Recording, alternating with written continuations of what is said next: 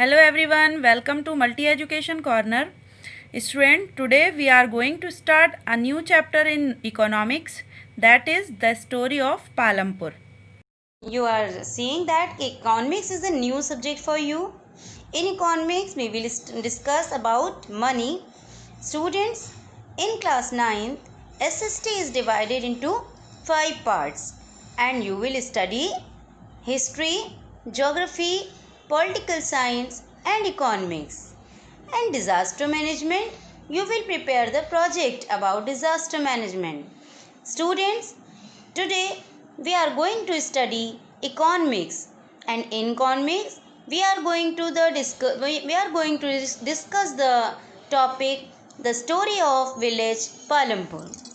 Students, इस chapter में हम अपने इस चैप्टर को जो टॉपिक्स कवर करेंगे वो हमारे टॉपिक्स होंगे introduction to village Palampur, organisation of production, farming in Palampur, non farm activities in Palampur. तो students, first of all we will take the topic introduction.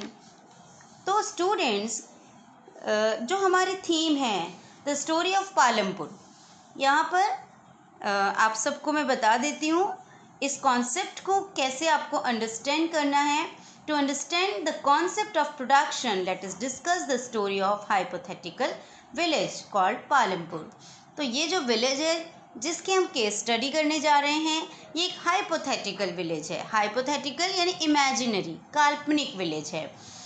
Agriculture is the main activity in Palampur. और इस जिस बारे में हम बात करने जा रहे हैं विलेज पालमपुर के, मैं आपको इंट्रोडक्शन दे दूं कि ये एक विलेज होगा जो हाइपोथेटिकल विलेज होगा, इमेजिनरी होगा, और यहाँ पर जो मेन एक्टिविटी होगी वो एग्रीकल्चर होगी.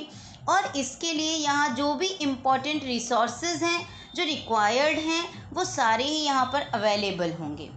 ठीक है, तो इस तरह से हम जानेंगे, और साथ ही साथ हम ये भी जानेंगे कि इस विलेज के आसपास कौन कौन से विलेजेस हैं, कौन से टाउन्स हैं. तो यहाँ पर हमारा फर्स्ट टॉपिक इंट्रोडक्शन क्लियर हुआ. सेकंड टॉपिक हमारा इंट्रोडक्शन टू विलेज पालमपुर.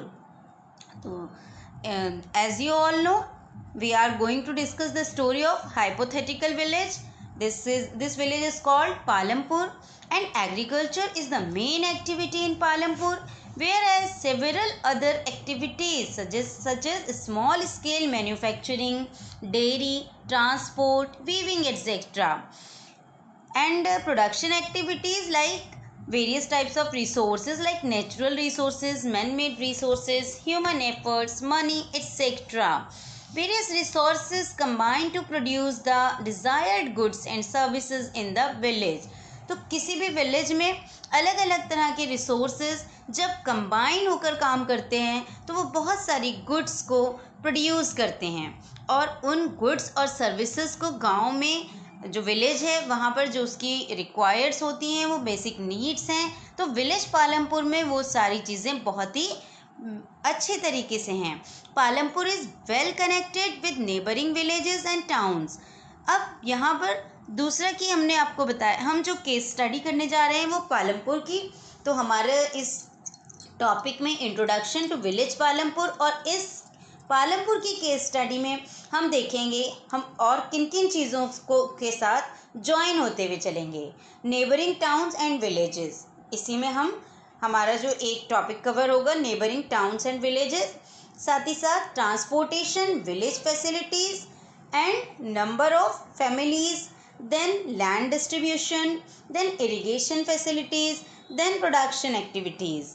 तो पालमपुर विलेज के आसपास जो नेबर टाउन्स एंड विलेजेस हैं उसमें Raiganj, a big village, is 3 kilometers from Palampur. An all-weather road known as Pakka Road, Metal Road, connects the village to Raiganj and further on to the nearest small town of Shahapur. तो आप इस chapter में देखेंगे कि पालमपुर के पास ही नज़दीक ही कौन सा विलेज और है, रायगंज, और एक नज़दीक में ही जो सबसे नियर में टाउन है उसका नाम क्या है, उसका नाम है Shahpur. Different kinds of means of transport are visible on this road.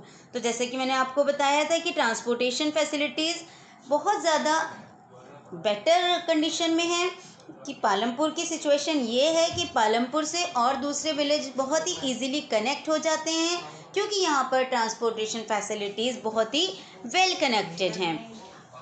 Different kinds of means of transport are visible on this road, starting from bullock carts, tongas, bogies. Bogies क्या होती हैं? Wooden cart drawn by buffaloes, loaded with jaggery, good, and other commodities to motor vehicles like motorcycles, jeeps, tractors and trucks.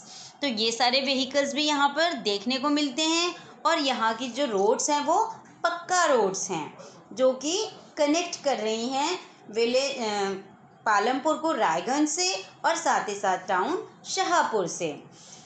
The village has about 450 families belonging to several different castes. Next मैंने आपको बताया था कि हम इसमें पढ़ेंगे number of families. तो we are coming to this side. Number of families. तो इस विलेज में कितनी फैमिलीज हैं? 450 फैमिलीज, जो कि different कास्ट से बिलोंग करती हैं. The 80 upper caste families own the majority of land in the village.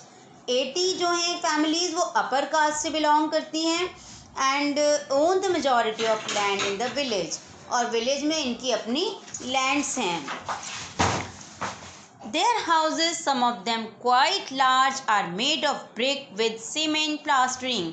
और जो अपर कास्ट फैमिलीज हैं उनके जो हाउसेज हैं वो बहुत क्वाइट कंडीशन में हैं, लार्ज हैं, और वो ब्रिक के बने हुए हैं, सीमेंट के बने हुए हैं, और उन पर प्लास्टर हुआ है. The SCs, Dalits and some other backward classes comprise 1/3 of the population. और विलेज पालमपुर की 1/3 population जो है वो SCs and other backward classes हैं and live in one corner of the village. Their houses are much smaller and most of these are made up of mud and straw. Even their children also don't go to school. Most of the houses have the tube wells in the fields. Palampur has 2 primary schools and 1 high school. और students देखिए पालमपुर में 2 primary schools हैं और एक high school भी है. There is a primary health center run by the government and 1 private dispensary where the sick are treated. यहाँ पर एक प्राइमरी हेल्थ सेंटर है जो किसके थ्रू रन किया जा रहा है? सरकार के थ्रू.